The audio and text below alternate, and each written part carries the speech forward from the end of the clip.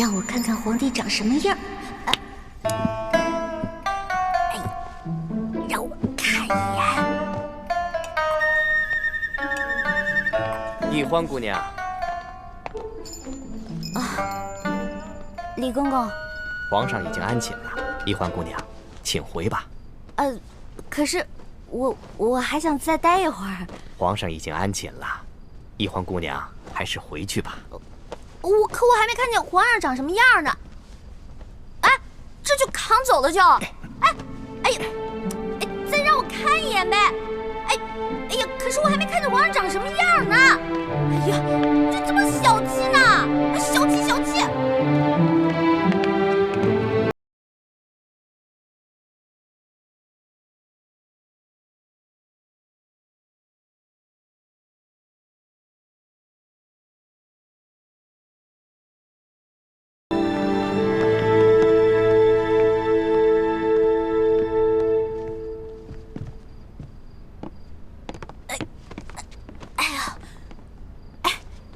李公公，今天多亏了您了，拿着吧，拿着吧。易欢姑娘，你可真是大方啊！今天我看皇上对待易欢姑娘，比封了正位的娘娘还要特殊。易欢姑娘日后一定能够飞黄腾达。多谢李公公啊！这假如以后皇上再传我侍寝的话，还得有劳李公公多多照顾。小小诚意，小小诚意啊！等我以后飞黄腾达了，少不了你的好处。好说，好说。易欢姑娘，这时候也不早了，快歇着吧。好嘞，好嘞，我走了。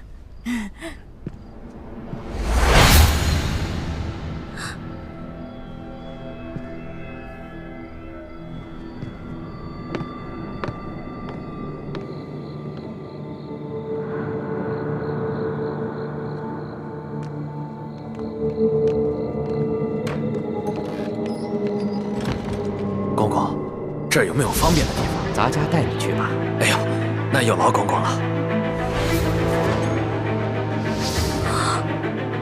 原来这个李公公就是鳌拜埋伏在皇上身边的内线，那他肯定早就得到了鳌拜的指示，所以才会不动声色的关照。别怕，是。你怎么穿成这样？朱哥哥，你怎么来了？那康熙有没有碰你？我刚才去见了倾城才知道，原来这宫中给皇帝侍寝，居然要脱光，再由太监用红绸裹着送到龙床上。你没事吧？哎呀，我没，哎呦，我当然没事了。真的没事？听倾城说，侍寝的时候连一根丝线都带不进去，我给你的蒙汗巾肯定也带不进去吧？那你怎么应付的？我就不信，那康熙看到你这个样子，他会不动心吗？他刚开始是有点动心，对我有点动手动脚的。不过我后来跟他提龙三了，我说我们这是假戏，不能真做。后来他就没怎么样了。真的？真的。朱哥哥，你要是再怀疑我的话，那我可生气了。对不起，欢梅，是我错了，我相信你就是了。这次是我太大意了。如果那康熙再找你侍寝，我得赶紧想一个法子，确保万无一失。哎呀，朱哥哥，你先别着急嘛，我有重要的事情要告诉你。我才发现，原来这个李公公就是跟鳌拜勾结的内奸，怪不得李公公今天这么照顾我呢，肯定是鳌拜提前跟他打过招呼了。原来李公公就是鳌拜埋在康熙身边的棋子，此事万万不能让康熙知道。为什么呀？如果我们跟龙三说了，让他汇报给康熙，不光龙三能立功，还能得到好多奖赏。我们可以拿着这些钱去买好多东西，分给谷底的兄弟姐妹啊。欢妹，你又犯傻了。我们这次来紫禁城，可不是来敛财的，我们的目的是要挑起康熙跟鳌拜的内斗。你想啊，如果我们帮康熙除掉了鳌拜埋在他身边的一条蛇，这对于我们来说能有什么好处？对，你说的对，那我明白了。哎，叶哥哥跟樊姐姐怎么样了？刚刚得到他们的消息，他们已经跟踪到了吴应奇的车队，正在想办法下手。我们在宫里的计划还挺顺利的，希望叶哥哥跟樊姐姐能顺利的找到1号金钥匙，这样我们就可以早日平安的团聚了。我先走了，早点休息。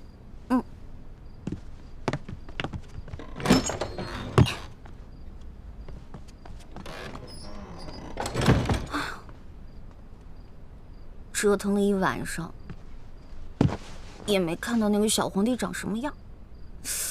他长什么样呢？你觉得如何？活着啊！嗨，我管他长什么样呢，反正不过就是一个风流流氓鬼。呸！不管了，睡觉去了。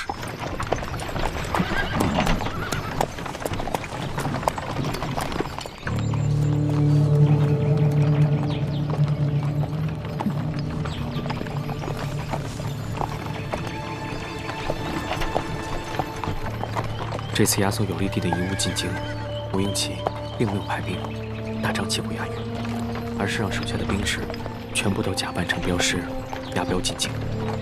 你看见了吧？那人叫石青红，是吴三桂手下最骁勇善战的副将之一。我记住了。不过我们跟踪车队这几天，吴应奇一直躲在车上不肯露面，这里面会不会有什么蹊跷啊？应该不会吧？我们在平西王府的内线是亲眼看着他护队出发的。只不过传闻，这个吴二公子一向深居简出，性情内向。这快下雨了，一会儿他们想必也要躲雨。前面有一处凉亭，不如我们先去守株待兔，看看这个吴应奇究竟是个什么样的角色。走。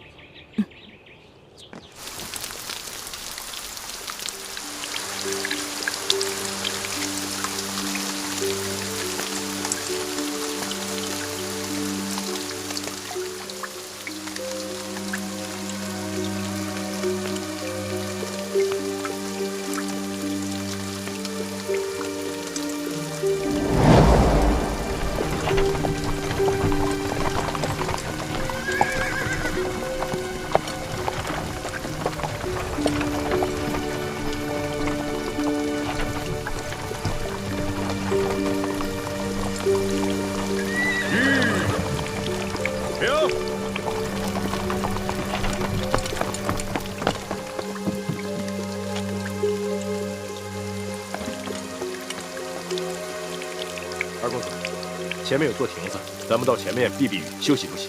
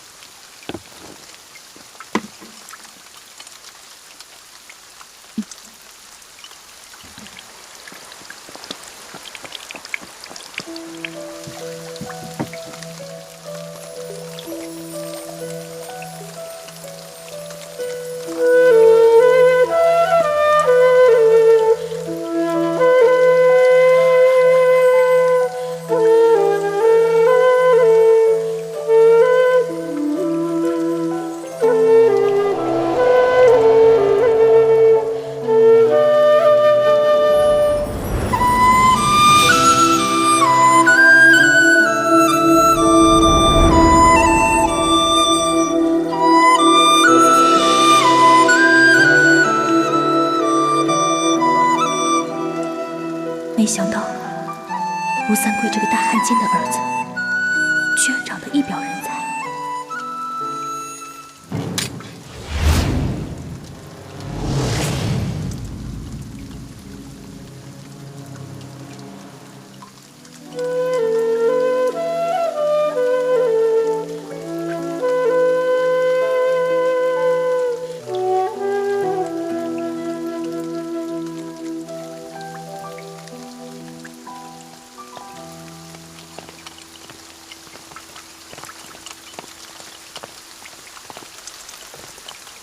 二位，赶快离开这里，我家二公子要在这里休息片刻。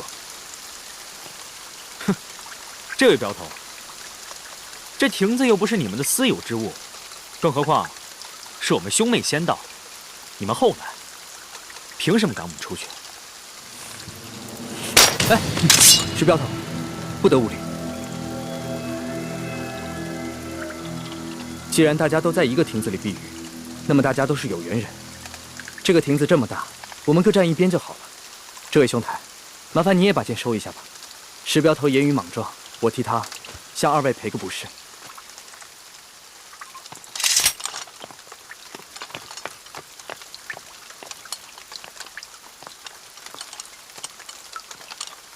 二公子，请。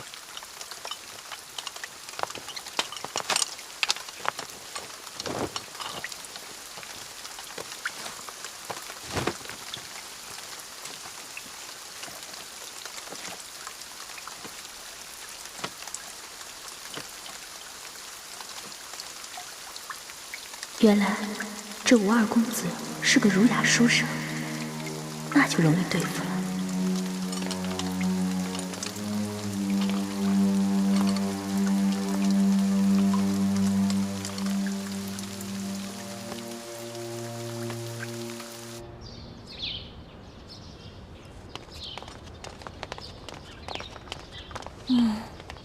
这个龙小弟怎么回事？还不来？气死我了！老大，哎，放手，放手，放手！待会儿被人看见了，咱俩都有麻烦。我问你，为什么让我等那么久啊？哎呀，你还说呢？要不是昨天晚上你把皇上灌多了，啊，今天我值班，他没醒的话，我能擅离职守吗？哎呀，那个小皇帝啊，真不行，非要跟我喝酒玩骰子，我几下直接倒了。知道我是谁吗？我可是赌遍全乡无敌手啊！他能玩得过我吗？直接被我撂倒。小弟明白了，这个老大不仅武功比小弟高明，这别的本事也比小弟高明。那是，不然怎么做你老大呀？来啊，来，啊，过来，说句话。臭死了！怎么浑身酒味儿啊？没有吧？我有酒味吗？我早上漱口了呀。昨天晚上偷着喝酒啦？对啊，我跟我几个好兄弟啊，在喝酒，又在拼骰子，输了不少钱呢。我输了多少啊？反正啊，这大半年的俸禄是没了。老大，你可得帮帮我。放心，我是你老大，你是我小弟，你的事儿就是我的事儿。回头老大教你几招，保准你把钱全都赢回来，怎么样？真的？那当然。老大，你是不是所有赌术都会啊？也不是啦，毕竟老大也是个小姑娘嘛，小姑娘家家的，又不能经常往赌场里跑，是不是？是，老大还是个淑女嘛。差不多吧。不行了，小心，慢点，慢点！哎呀，姑娘，求求你帮帮我们吧！快起来！我儿媳妇回娘家探亲，路上不小心动了胎气，现在天上又下着雨，前面5里地就是接生婆王婆婆家，你能不能把马车借我用用？那马车不是我的，是这位公子的。你帮帮忙吧！石镖头，要不然把马车给他们，让他们去找接生婆吧。不行，万一这女子要是在半路生产，岂不是弄脏公子的车？石镖头，救人一命胜造7级浮屠，更何况区一辆马车算什么？快去吧。不行，出门的时候老爷吩咐过我，要我务必保证您的安全。可是眼下这2位一看就知道是来路不明的江湖中人，我不能离开公子半步。石镖头，他们2人一看就是面善之人，况且和我也没有什么深仇大怨，你有什么可不放心的？这样，我陪你一起去。公子，万万不可！万一这娘子要是真在您的车上生产，您可就沾了血光之灾，惹来一世的晦气。哎呀，公子啊，我求求你了！你快起来！公子，求求你了！这位镖头，我和我妹妹都是猎户出身，我妹妹的脸只是小时候不慎被熊瞎子给抓伤了，所以才不得已戴着面纱。可我们都是安分守己的平民百姓，不然这样吧，我同你一起送着婆媳去找接生婆，只留下我妹妹和你家公子在这庭中，这样你总该放心了吧？这个办法好。石镖头，事不宜迟，你们赶紧去吧。也好，二公子，你自己多加小心。好在押送镖车的伙计们随后就到。要是真出什么意外，记得及时发送求援信号。好了，赶紧去吧。多谢公子，多谢公子的大德。来，快起来。我老太婆无以为报，只有以后多为你烧香祈福了。这个您拿着，路上有。谢谢。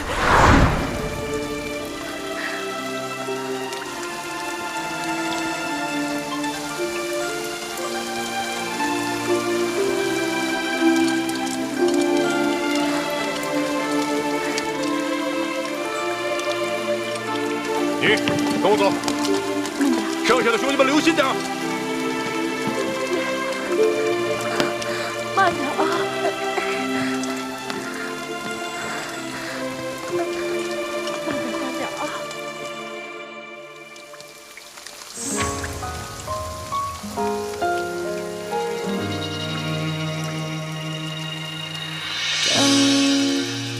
何时天会晴？雨后的世界比较安静，听爱情的声音，在思念湖畔回声记忆，轻缠一波曾经拨弄我的心，久久不能平静。梦何时才会清醒？醒来之后只想看你的眼睛。我在黑夜等你到黎明，我在这里，你在哪里？思念无来及今夕何夕？许多的缘还留在天边，心里的白发又平添。过一天一年，多谢公子。姑娘，我看这雨一时半会儿也不会停，伞你还是自己留着吧。那就多谢公子了。姑娘，请。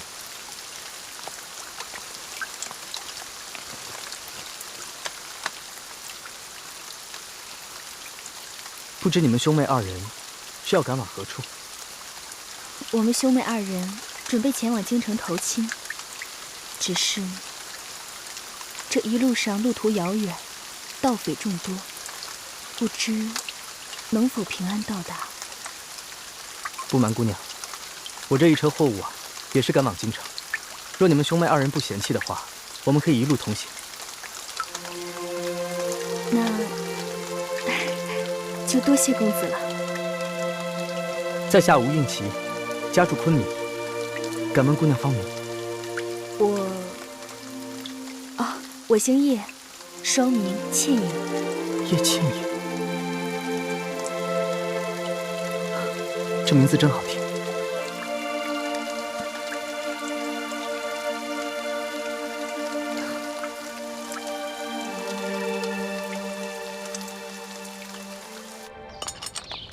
老大，跟你说一件事儿。接下来呢，皇上为了掩鳌拜耳目，会接着找你侍寝。昨天晚上，皇上是不是对你还算客气啊？别提了，那个小皇帝简直就是个风流色鬼，刚开始还想对我动手动脚的。老大，那你没被吓哭啊？哼，怎么可能啊！我是老大，武功高强着呢。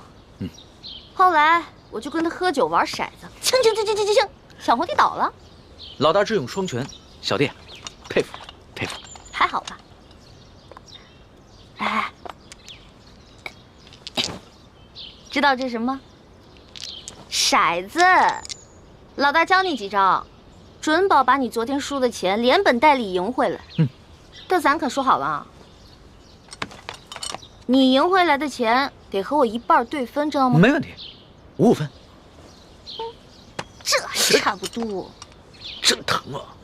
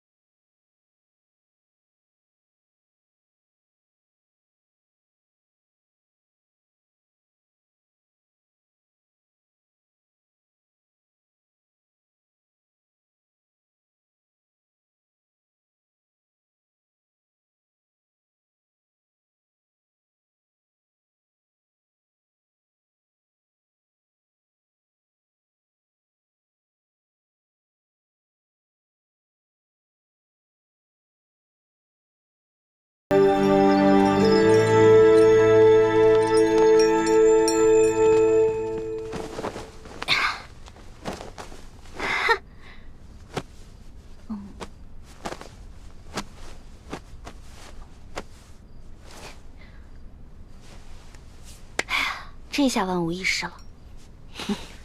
什么万无一失啊？皇上。没什么。皇上，您要是想安寝的话，我就下去，您躺在这龙床上，然后1个时辰以后，让李公公把我抬回储秀宫就行了。朕还不大二今天呢，朕还不想睡觉。说吧，今晚想吃一些什么？不瞒皇上说，昨天吃太撑了，结果今天积食一天，什么都吃不下。你要不要朕选个太医给你瞧瞧啊？不用了，宣太医又得吃药，我这从小到大吃药，我都害怕了。我看你这活蹦乱跳的，也不像有什么病症，为什么从小到大要吃药啊？我不有一个头疼的隐疾啊，这病起来吧，简直要人命。我爹呢，从小给我找了好多郎中，所有郎中都说无药可治，只有一个郎中说可以治，但是他说的是个偏方，而且这个药引实在太难弄了。什么药引这么难找？你告诉朕，朕给你找。谢谢皇上，还是算了吧。算什么算？快说。这个药引就是龙珠。龙珠？什么是龙珠啊？就是皇上的眼泪啊，是您的眼泪啊。不过您是皇上，您是天子，您怎么可能为我流泪呢？那这就有点难办了。说实话，朕从小长大，除了8岁的时候，父母双亲薨逝以外，还从来没有掉过眼泪呢。没事儿，这只是个传说，奴婢都不放在心上，皇上就更不用当真了。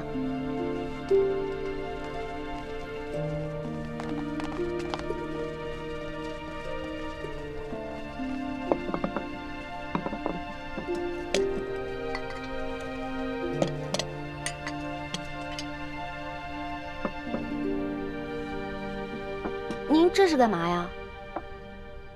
昨天晚上朕输得一塌糊涂，所以朕今天想挽回个面子，你敢不敢再跟朕赌一把酒啊？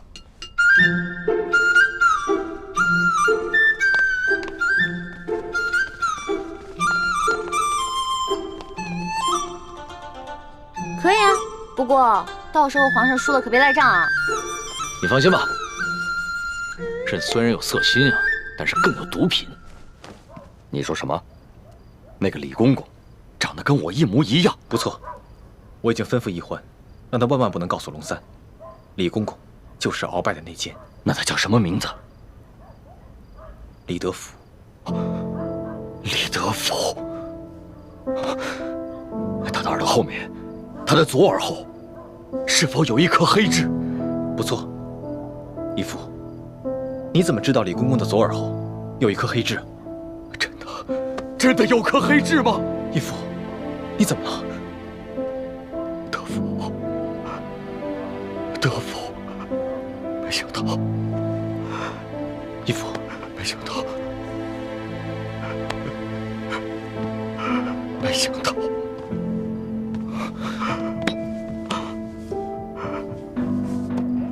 没想到，没想到他还活着。义父，他还活着，而且他还进了紫禁城，当了大内总管。义父，这李德福李公公，他就是我的孪生兄弟呀！什么？李公公是你失散多年的亲弟弟？不错，我们两兄弟本是陕西贫寒农家之子，我叫李德禄，我的亲弟弟就是李德福。李定国是我成年以后自己改的名字。10岁那年，家乡遭了兵灾，我的父母就死于乱兵之手。我和我这个孪生兄弟就成了孤儿，颠沛流离，不知所去。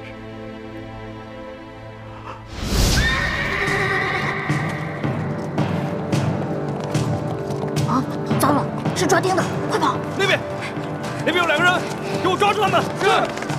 站住！别跑！站住！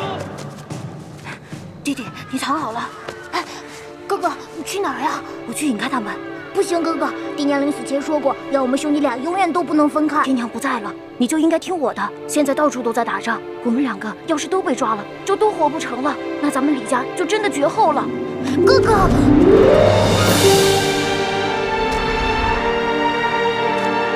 在这边，快！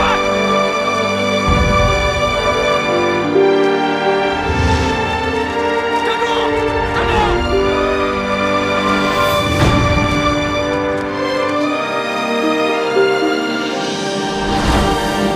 为了保护我弟弟的命，我拼着自己的性命不要，去引开军兵。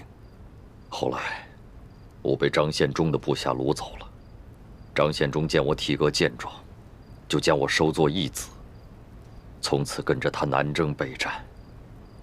而我这个弟弟，我苦苦的追寻找了他多少年，却始终下落不明。我本以为他早已经不在这世上了，可是没想到，他居然进了紫禁城当了太监，如今更是成了鳌拜的爪牙。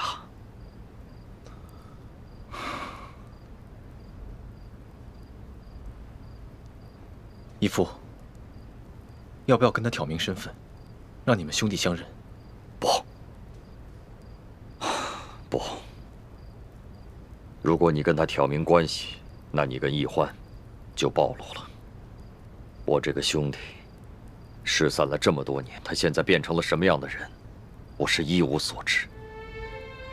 他是否还顾念着跟我的手足亲情，我毫无把握。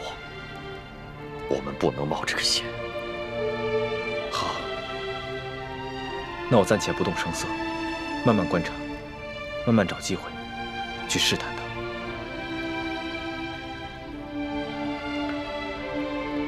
哦，对了，这件事情你不要告诉易欢，他个性冲动，我怕他沉不住气。义父放心，孩儿知道分寸。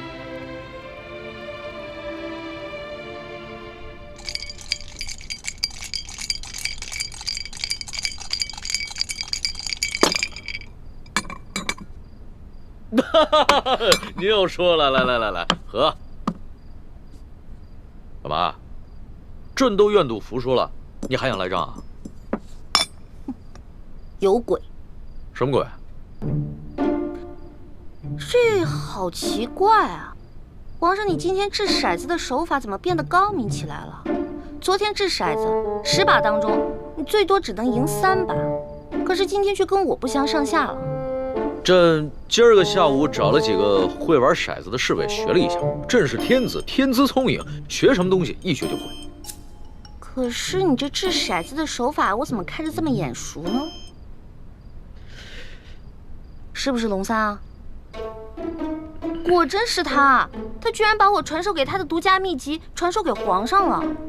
哎，你不要管龙三了，你虽然是龙三的老大，但朕可是龙三的主子。朕要是问他什么，他就必须得据实回答，这让他做什么，他也得如实做。皇上，龙三可是个老实人，您可千万别欺负他。你这么关心他？我在我们这一辈当中是年龄最小的，所以呢，好不容易当个老大，而且他这个小弟还特别的崇拜我，我当然得维护他、保护他了。行，朕知道了，看在你的面子上，朕就不欺负他了。不过，你拿什么来感谢朕呢？皇上，您现在特别像我认识的一个姓周的乡绅老头。这姓周的乡绅老头长得跟朕很像吗？长得不像，做事风格像啊。这个乡绅老头之所以能发家呀，就是因为算盘打得精明，瞅准时机吃拿卡要。李欢呐，李欢，你又拐着弯的骂朕。臣女不敢，是皇上昨天说的呀，不会因为一句话就变成砍人头的狂魔，所以臣女才开了个玩笑嘛。哎呀，皇上，臣女出身卑微，是一个野丫头，又缺乏父母的管教，所以什么事儿都不懂，没法伺候您。要不然您现在让李公公来接我，让我回储秀宫吧。哼，朕明白了，你想激怒朕，然后让朕把你送走是吧？朕不上你的当，快点来接着赌。咱们说好了，你要是输了，可就得上朕的龙床。现在不输不赢，来！天哪，再这么赌下去，他的技术越来越娴熟，我的输面就会越来越大，这可是大大的不妙啊！皇上，您想让我赌也可以，不过得答应我一件事儿。你说说看。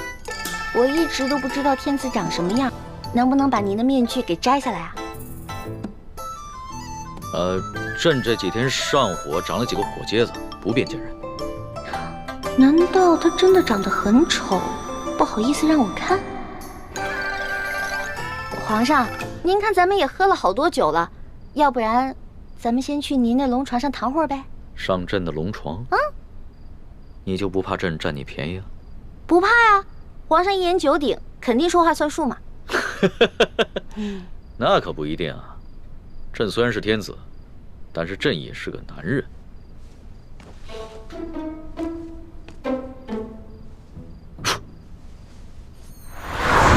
哎，你不是很怕黑吗？有皇上在，奴婢就不怕黑。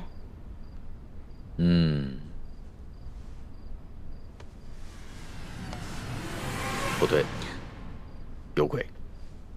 哪儿来的鬼啊？你不是一向很害怕朕的亲近吗？啊，朕知道了，你一定是想出了什么新招来对付朕，对吧？哪有啊，皇上，我怎么闻到这屋里有一股香味儿啊？香味儿？朕的龙床上哪有什么香味儿啊？倒是你身上有一股淡淡的清香。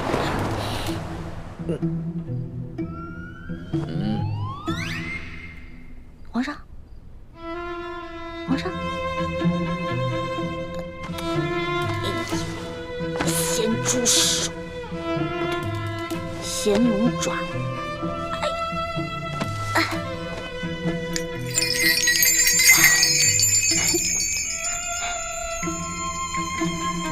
不对啊，我这么着急拉铃干嘛？先看一看这小皇帝长什么样，一直戴着面具，得多丑啊！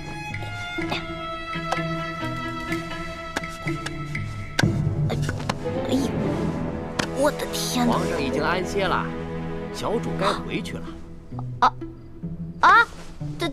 等一下，哦。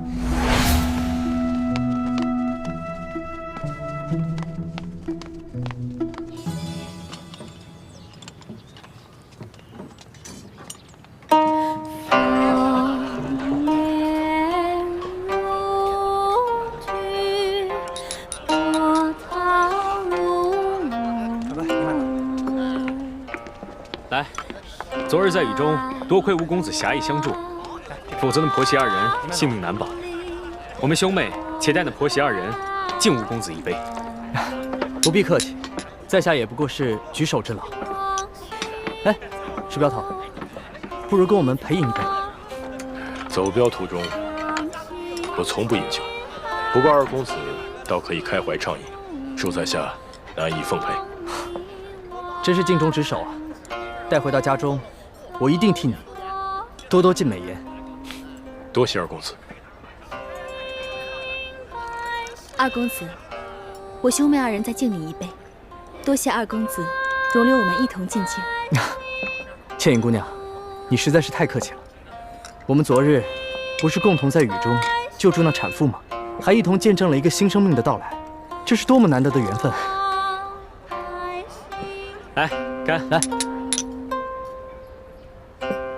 几位客官，赏点钱吧。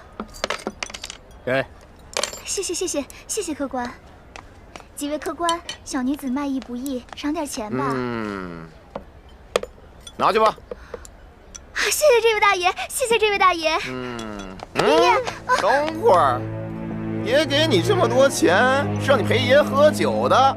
来，陪爷喝一个。我不会喝酒，我真的不会喝酒。敬酒不吃，吃罚酒啊！来，喝一个啊！公子爷，喝吧啊！使不得呀！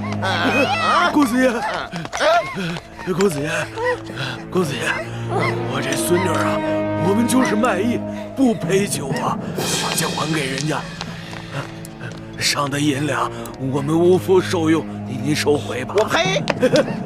文大爷打的赏，能往回收吗？你个瞎老头！我告诉你，今天我不但让你的孙女陪酒，晚上我还让她陪我过夜呢。使不得呀！去你的！爷爷，过来过来，你管他干什么你？过来吧！光天化日之下调戏民女，还有没有王法了？哟，这位姑娘，别看蒙着面，仔细一看还挺水灵的嘛！啊，不错不错，正好他还没。石镖头，注意分寸。那不如这样吧，位置明白。你替他陪大爷玩玩。留着干什么？给我杀！杀！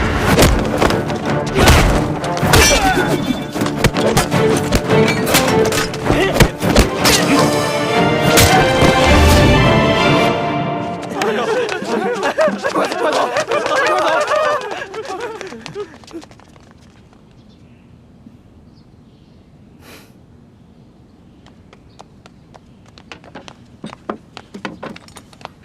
老人家，快起来！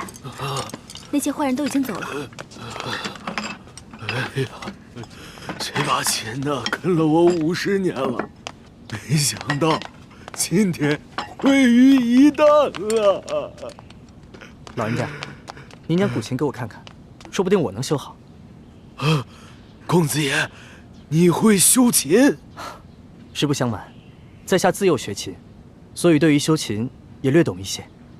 哎呦，那太好了，那太好了，那有劳您了。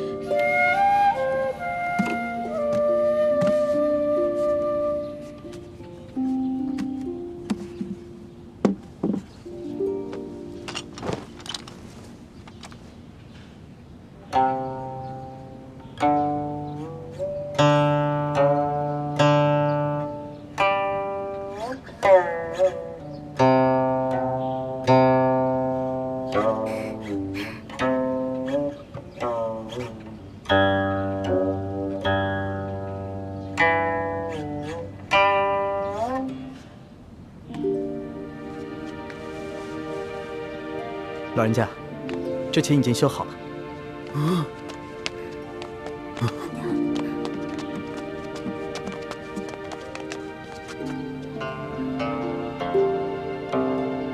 公子不光琴艺高超，修琴的技艺也了得呀！太感谢您了。不敢当，前辈您过奖了。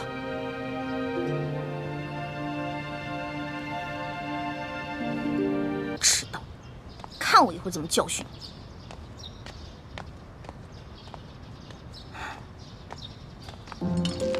老大，你又迟到又迟到啊！昨晚战绩如何？幸不辱使命。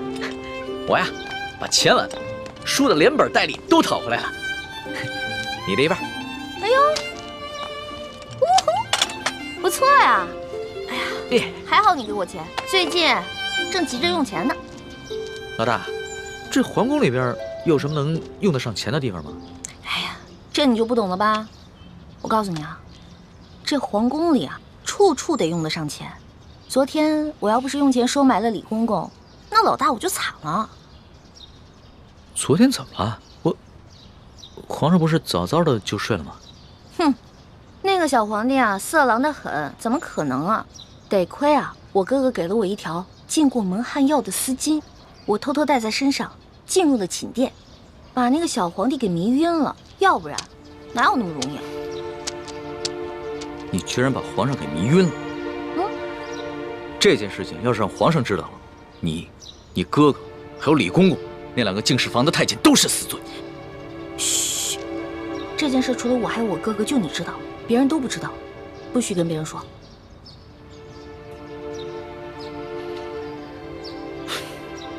老大，你不应该告诉我，陷我于两难。如果我跟皇上说了，那就是对你不义；如果不说，那就是对皇上不忠。我又不是去害皇上，我是为了自保。哎，你可别为了你的主子皇帝出卖我啊！如果真是那样的话，那我可就跟你割袍断义了啊！老大，不是我说你，你也太任性妄为了。要不是我在皇上面前说你好话，你有几个脑袋也早就掉干净了。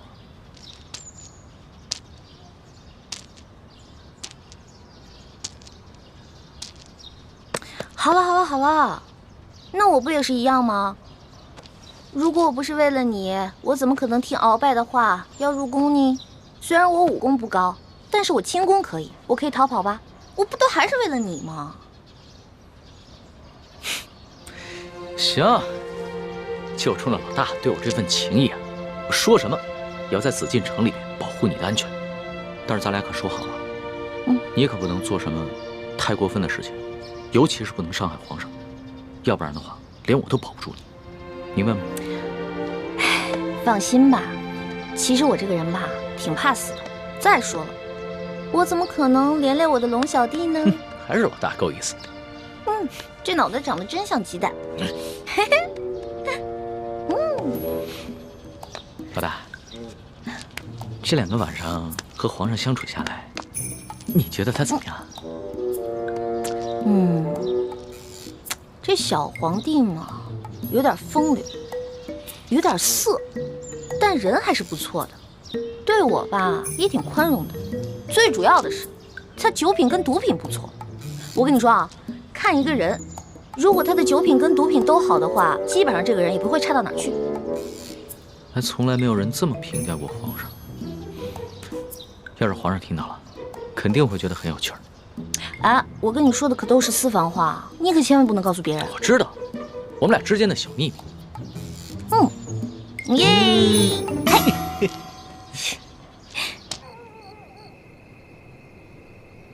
师姐，一会儿行动的时候，我去对付石青红和他的手下。吴应奇看起来好像不会武功，就交给你了。交给我？对，擒贼先擒王。只要我们制服了吴应奇，逼他交出永历帝的遗物，就一定能找到1号金钥匙了。然后呢？杀了他。为什么要杀了他？他虽然是吴三桂的儿子，却也是个心地善良的谦谦君子啊。吴应奇必须死。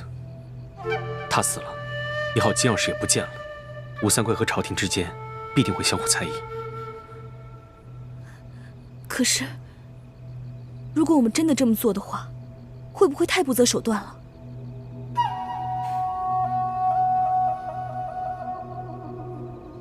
师姐，不要忘了我们的大业。要做大事，就不能有妇人之仁。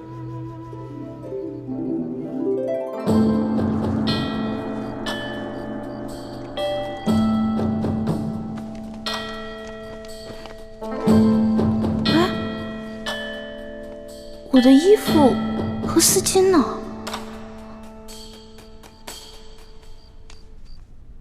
宜欢姑娘，时候不早了，该去皇上的寝宫了。哎，等一下，李公公，我放在这儿的衣服跟丝巾呢？宜欢姑娘，反正也用不着了，我就让宫女们都拿去清洗了。别呀，我还得用那条丝巾呢，李公公，你懂的。宜欢姑娘，你在说什么？咱家听不懂啊。不过你在进宫之前，你爹爹应该教导过你啊。进到宫之后呢，要少说话，守规矩，你应该明白。李公公，您不会是把我那条丝巾故意拿走的吧？侍寝的时候啊，什么都不能带，这是宫中的规矩。所有人呐都要遵守。完了完了，这下完了。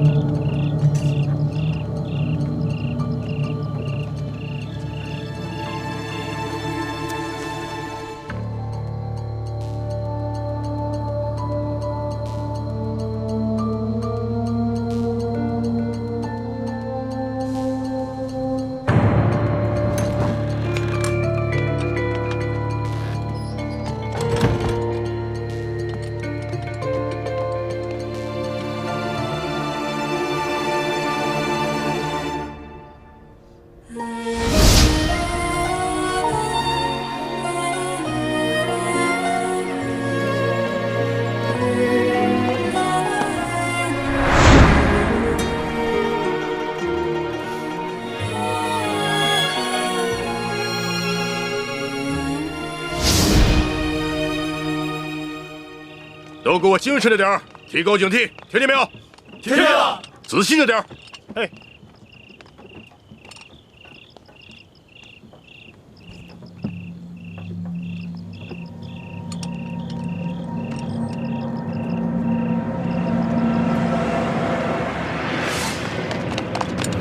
是不是？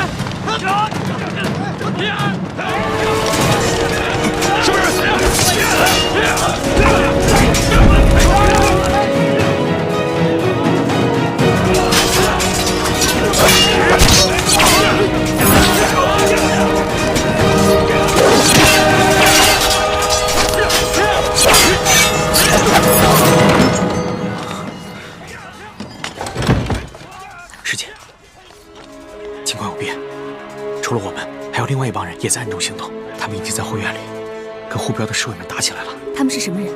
不清楚，不过他们和我们的目的不同。他们好像只是要劫镖。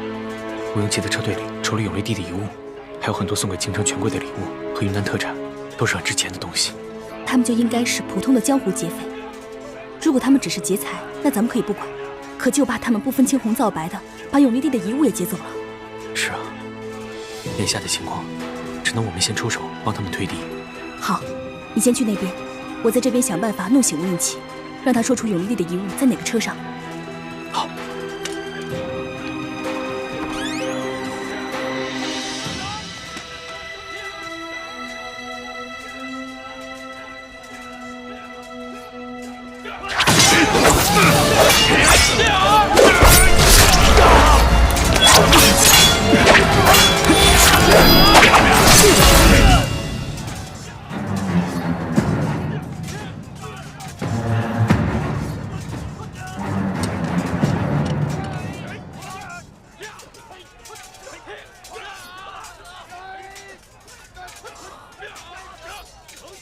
倩影姑娘，你怎么会在这儿？吴公子，有一帮盗贼正在劫镖，我哥哥已经去协助拾镖头了。我看你在屋里什么东西都没有，担心你有什么意外，所以就赶过来看一下。劫匪人多势众，怕是不能保全所有的财物。不知你那几车货里有什么是需要我们重点保护的？有一车货，万万不能有所闪失。我的头好痛。吴公子，那帮劫匪不仅劫财，还要放火烧了这客栈。我先扶你逃出去吧。好。来。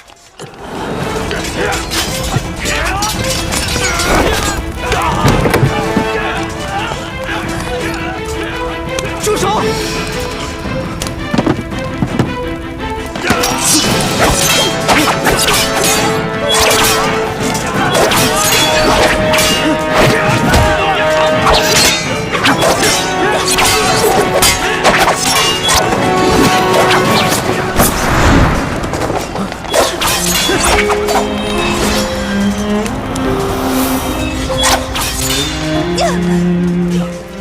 住手！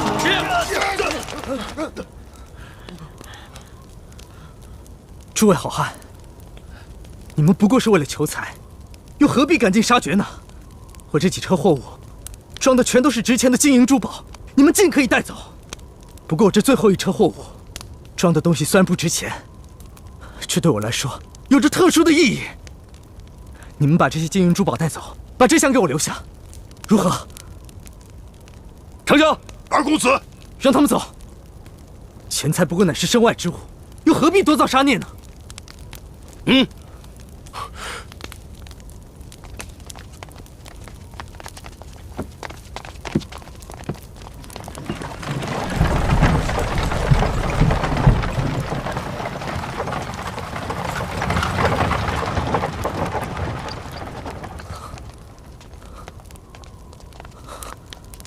你没事吧？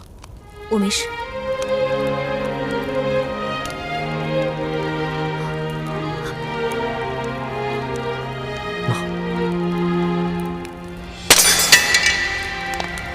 哎，姑娘，怎么办呢？今晚没了丝巾。哎呀，李公公这个家伙，肯定是识破了我的丝巾有迷药，怕他干洗。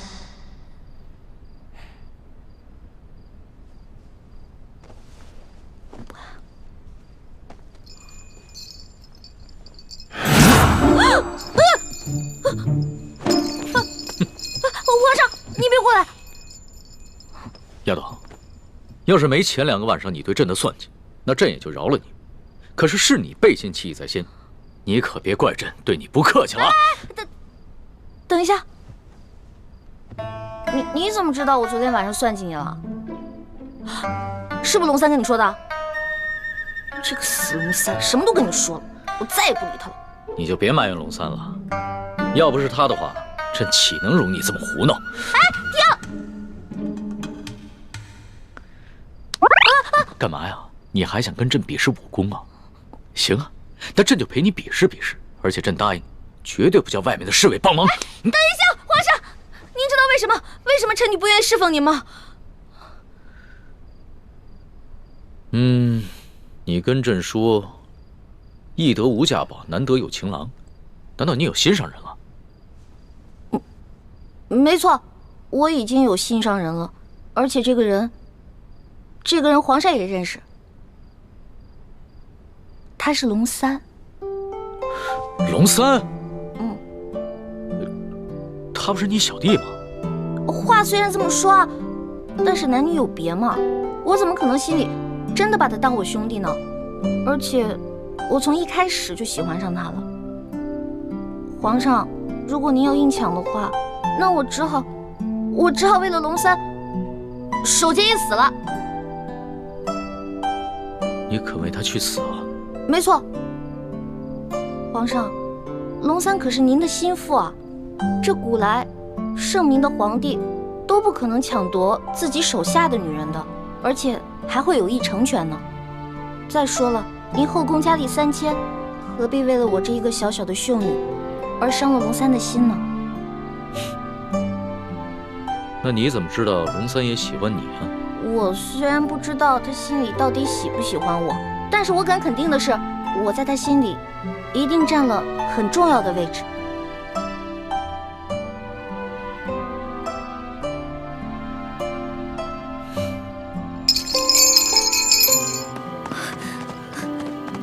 叶姑娘，叶姑娘，你等等！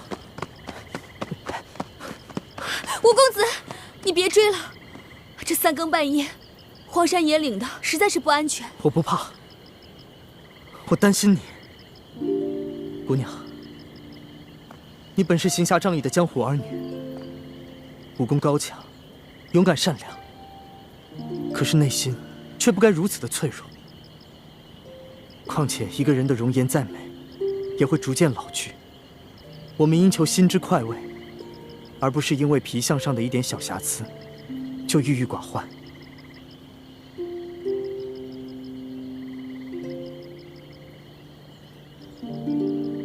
姑娘若是不嫌弃，就用我这手帕稍微遮一下吧。多谢公子。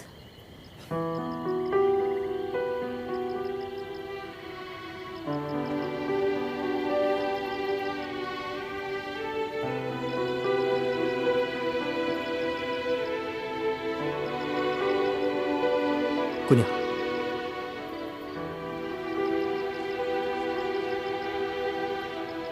其实你只是一侧的脸颊有一点小小的伤疤，可是你的五官以及轮廓却是那么的精致，你根本不必在意的。多谢公子温言开解。只是你不明白，我最在意的，并不是这脸上的伤痕，而是……我明白了，其实你真正的伤痕，源自你的心里。姑娘，您如果相信我的话，不妨对我直言相告，我愿与你一同分担。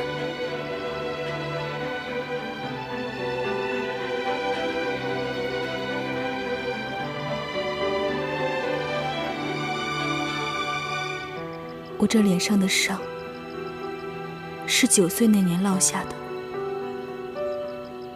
那天，我妹妹缠着我，非要我陪她到山上玩。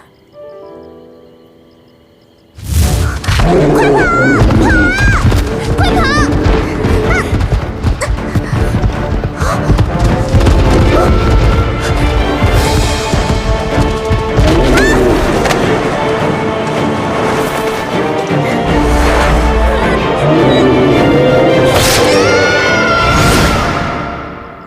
我能明白你的感受，在那么危急的情况下，你的爹爹没有先救你，而是救你的妹妹。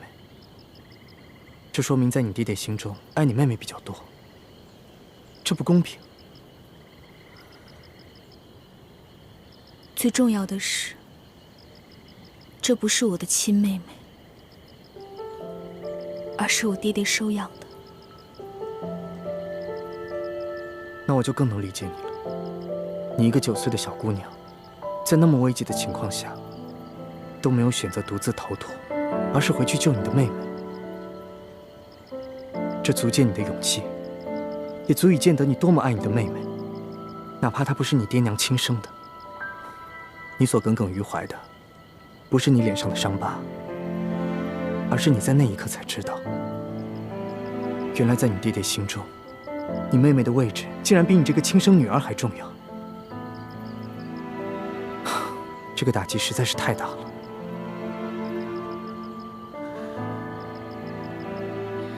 谢谢吴公子，这么理解我，让我说出了藏在心中这么多年的心事。其实，我平时就不敢想，一想我就会恨自己。你居然会嫉妒你妹妹，你不是应该为妹妹的平安而感到高兴吗？你为什么要如此的心胸狭隘？这不是心胸狭隘，而是人之常情。我相信除了圣人，每一个人处在你的位置，都会感到难过，感到悲伤。我也一样。谢谢公子理解。听你这么一说，我心里好受多了。其实，我爹爹是一代名医，他有个秘方，能配出冰肌血肤膏，治好我脸上的疤痕。只可惜，那些药材太过于珍贵难得，所以才一直没有配出来。都需要哪些药材？你能不能告诉我？说不定我可以帮到你。公子能找到那些珍稀的药材？实不相瞒，我乃是平西王府的2公子。哎，我们平西王府的药库啊，比这皇宫里的药库也相差无几。原来，公子是平西王府的小王爷啊！公子身份显贵，我只是跟着兄长浪迹江湖的贱民，和公子地位悬殊，还妄想和您做朋友，实在是高攀了。你这是什么话呀？你难道忘了，我们昨日在雨中一起营救产妇，而今晚又一起抵御劫匪，共历生死，这是何等的情谊啊！你如果再提什么身份贵贱，那岂不是俗气了吗？想不到，小王爷也是性情中人。倩影姑娘，你如果真的拿我当朋友啊，就不要再叫我什么小王爷了。何况我也是庶出，也没有资格继承我父王的爵位。我看干脆啊，以后我们就直呼其名，好不好？那以后我就称你二公子。哎呀，快点！石镖头，二公子，你可算回来了。我刚才腿受伤了，根本就追不上你们。叶少侠也找你们去了。我没什么事，刚才不过是陪千影姑娘在外面散了散心。啊，今天多亏千影姑娘和叶少侠相助，不然我这一车祸怕是保不住了。公子不必多礼，我们既然有缘同行，就是朋友，互相帮助也是应该的。不知那车货装的是什么，竟然比那些财宝还珍贵。你问这个干什么？我只是出于好奇，如果不方便回答，就当我没问。嗨，也没什么不能说的。这车货物啊，是我奉旨押送的前明永历帝遗物。二公子，石镖头，事到如今，如果再遮遮掩掩的话，那岂不是太不够朋友了吗？本来啊，我父王打算派200精兵护送我前往的，但是我嫌因此会惊扰沿途的百姓，所以便伪装成运镖的，低调行事。可是没想到，还是碰到了劫匪。事到如今，我也不敢再贸然前行了。就快进入山西境内了，我也只能派人通知山西总兵书记，让他派人护送我进京。公子体恤百姓，实在是令人感动。不过，就算是今晚出了意外，刚才那些劫匪也只是看中了财物，如今剩下这一车，在常人眼里看来，并不值钱的东西反而安全了，又何必再惊动当地的官府呢？千影姑娘说的也有道理。公子，万万不可呀！这车货虽然不值钱，但毕竟是朝廷下了明旨索要，就一定有它特殊的用意。万一再出了意外，不仅卑职性命难保，只怕还会连累到公子，甚至王爷。所以，万万不可再大意，还是尽快通知舒总兵前来护送的好。好吧，就按你说的办吧。这帮劫匪个个武功高强，不像是乌合之众，倒和我们一样，像是经过特殊训练的。我虽然之前练功走火入魔受了内伤，但对付几个劫匪不应该如此吃力，而且他们的身份很是蹊跷。但他们却只是劫财，对吴应奇押送的永历帝遗物却一无所知。石青红已经连夜派人去通知山西总兵书记，恐怕过不了几日，就会有大批的人马前来护送。到时候，你我再想下手，恐怕就难了。那你的意思是？先下手为强，趁着天色还没亮，石青红又受了伤，杀了吴应奇，拿到金钥匙，这样就可以挑起朝廷和吴三桂的内斗。这，叶师弟，你这内伤还没好，而我也不想滥杀无辜。哎，不如我们换一个办法。那你有什么好办法？这吴应奇是个文弱书生，毫无江湖经验。今夜我们帮他击退劫匪，他已把你我当成朋友。我想继续接近他，从他口中套出金钥匙的消息，悄无声息地把金钥匙拿走。这样也好。只要我们拿到了1号金钥匙，朝廷一定会以为吴三桂故意隐匿不交。如果朝廷能把吴应奇留在京城，甚至再杀了他，那比我们暗杀他的效果要好上很多。不过，吴应奇虽然看起来是个文弱书生，恐怕很难对付。你有把握套出他的话吗？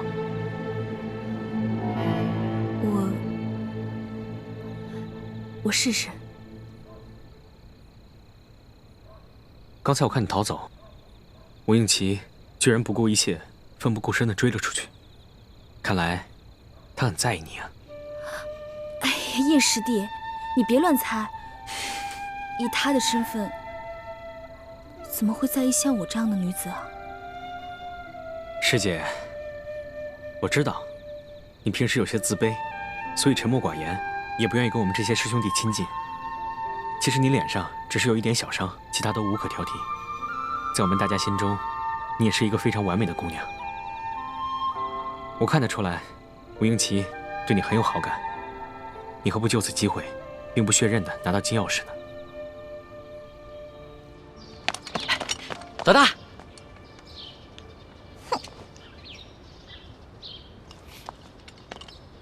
老大，老大，你干嘛不理我呀？为什么要理你啊？我们明明说好了，不许把我们之间的秘密告诉那个色狼小皇帝，你为什么要告诉他呀？老大，我冤枉啊！我这也是为了你好。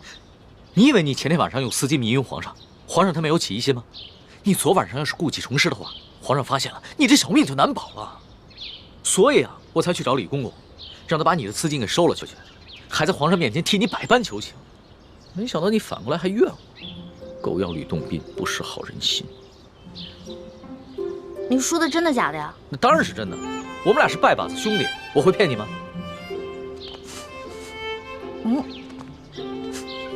昨晚又喝酒了？没有，嗨，我哪能天天不务正业的喝酒赌博呀？我是啊，昨天晚上一个人在房里边高兴，自己喝酒呢。呀，发生什么喜事了？说来听听。昨晚你回了储秀宫以后，皇上把我给召了过去，把你跟他说的话都跟我说了。我从一开始就喜欢上他了。皇上，如果您要硬抢的话，那我只好为了龙三守节一死了。所以，老大，你跟皇上说的都是真的，对吧？我是怕皇上假戏真做，所以我才骗了他。龙小弟，你千万别误会啊！你只是骗皇上？是啊，你想，如果我不把你拿出来当挡箭牌，那皇上肯定会吃了我呀。那你对我？我对你，我们当然是好兄弟了。你是我小弟，我是你老大嘛。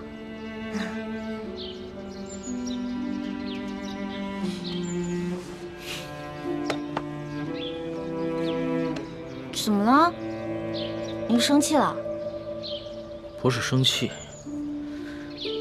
也许你就是情窦未开，说了你也不懂，或者是你根本就是在装傻，所以不论我怎么说，你都会装着不懂。我们两个不是一直挺好的吗？我们俩是兄弟，这样相处不是也一直挺好的吗？那是以前，那是我还以为你是个男人的时候。可你现在呢，就是一个明艳动人、活泼可爱的女子，我怎么把你当成同性兄弟看待啊？龙小弟，我忘了告诉你了，我其实从小就许配给人家了。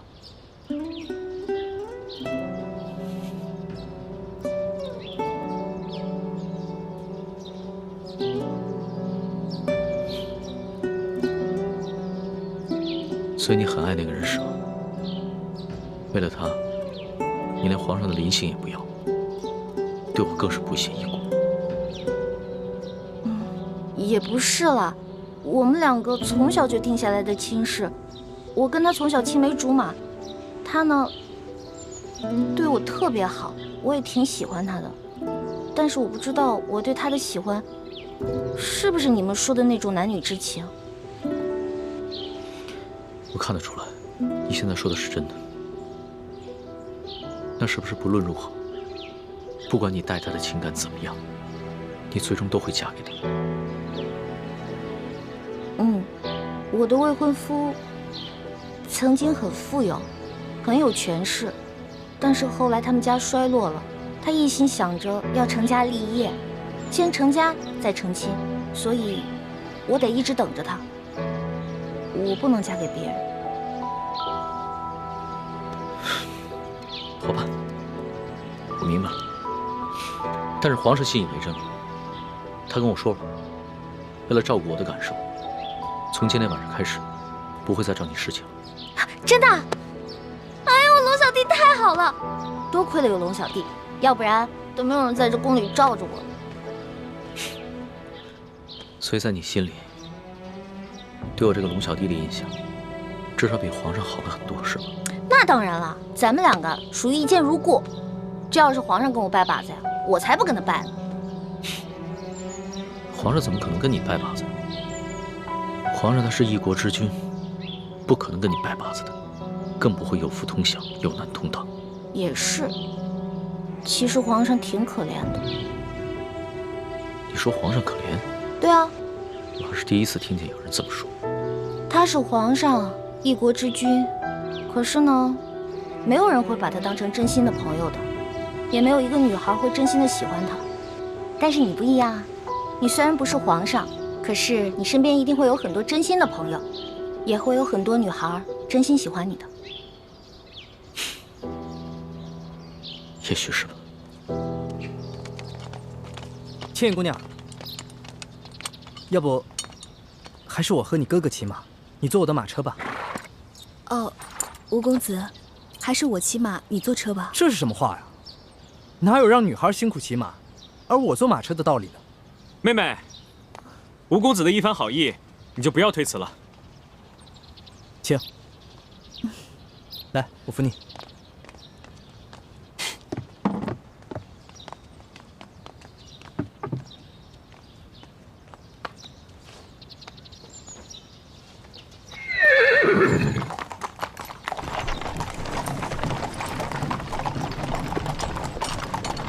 宣皇上口谕，封秀女易欢姑娘为答应，入住永。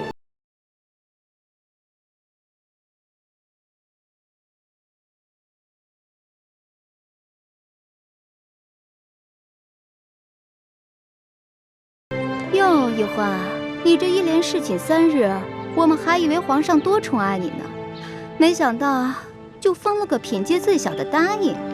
答应就答应吧，反正对我来说都一样。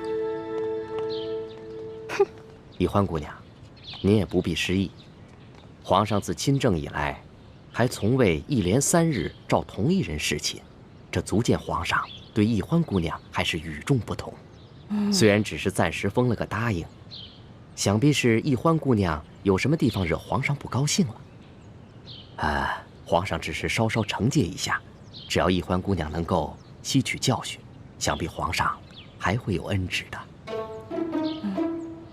谁要讨好那个色狼皇帝了？我才不在乎什么品阶呢。永和宫是雪姐姐的住处，小皇帝阴差阳错的把我安排在了永和宫，比让我当皇后独居中宫都好。易欢姑娘，永和宫的住处已经收拾妥当了，随奴才前去吧。有劳李公公。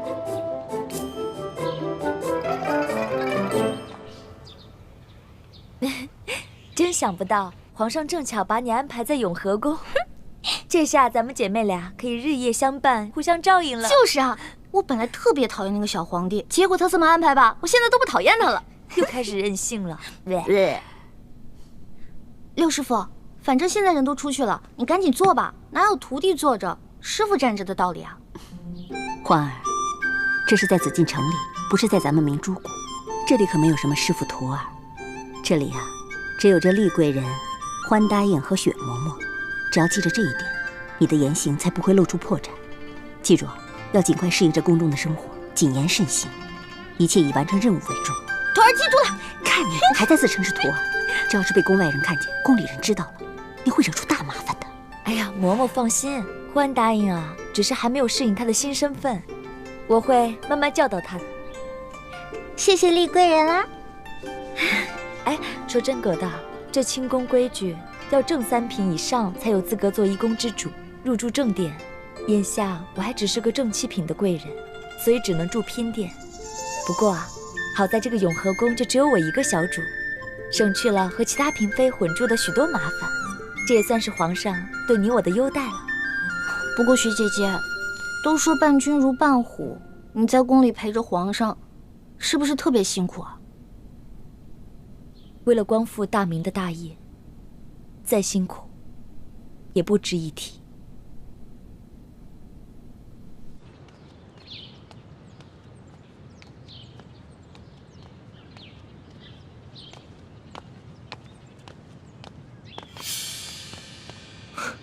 李公公，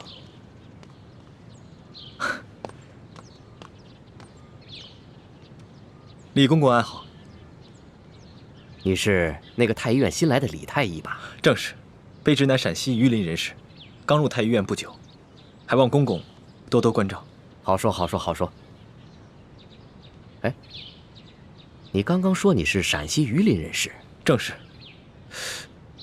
听公公的口音，也是陕西人吧？哼，咱家也是陕西榆林人士啊，入宫几十年了，没想到在宫中还碰到了老乡。看来卑职跟公公还真是有缘，不仅是同姓，还是同乡呢。嗯，不知公公老家在榆林何处啊？咱家在榆林皂角村。那真是太巧了，卑职老家也在榆林皂角村。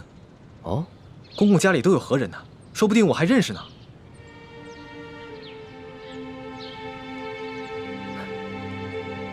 不可能，不可能，不可能，不可能！咱家进宫已经30多年了，那个时候家乡闹兵祸，我的家人都被张献忠的部下给杀死了。卑职不小心触及了公公的伤心事，实在是抱歉。无妨无妨。李太医，你是咱家在这宫中遇到的第一个同乡，又都姓李，这说起来，咱们500年前还是一家人呢。你放心吧，咱家日后一定会多多照应你的。多谢公公。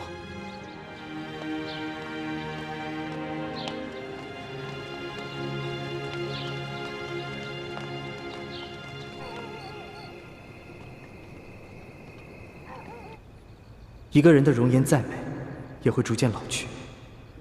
我们应求心之快慰，而不是因为皮相上的一点小瑕疵就郁郁寡欢。姑娘，其实你只是一侧的脸颊有一点小小的伤疤，可是你的五官以及轮廓却是那么的精致。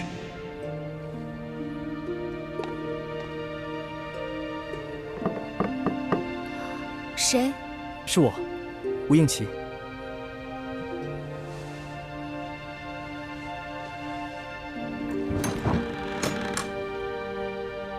倩影姑娘，这么晚了，没打扰你休息吧？哦，请进来坐。啊，我就不进去坐了，以免被好事之徒看到，有碍姑娘清誉。哎，对了，我看昨日你的行李被劫匪烧毁了，这是我为你准备的一些衣衫服饰，不知姑娘可否喜欢？多谢公子。那时候不早了，我就先告辞了。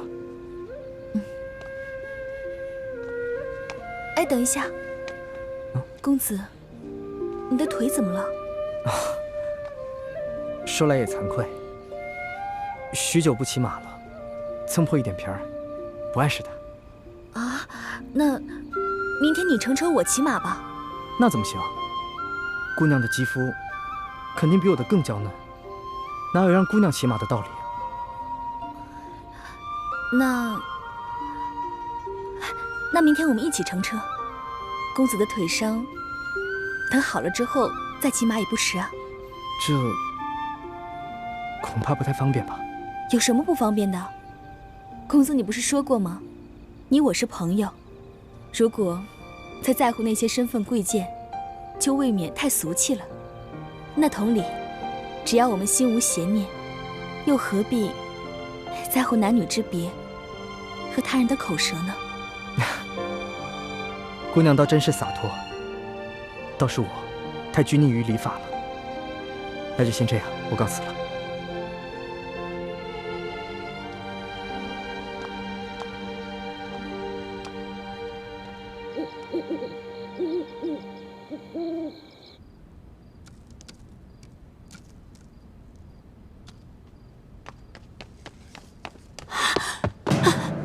李太医，快拿上你的药箱，随我去永和宫。厉贵人刚刚在御花园遇刺了。什么？